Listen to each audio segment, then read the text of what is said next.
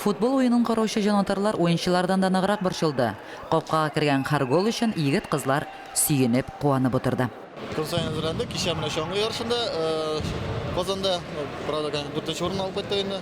Егер организациядан біздің инженер сетейлерден күн сайын кеш білән шоңғыда шабыз, күндіз де енді вақыт болғанда шында спорт школаға келіп әзірләнеміз.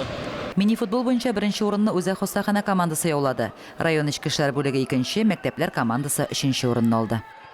Спорт ярышлары һәр вакыт кирәк. Мин үзем дә катнашырга тырышам. Менә бүген кул көрәштерергә килдем.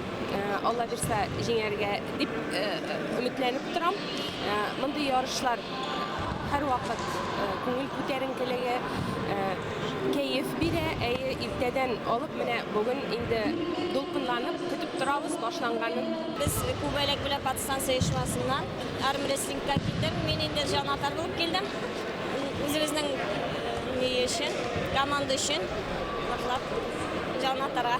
Birinchi yil gina pul kurashina keldim. Tundashlar kuchli.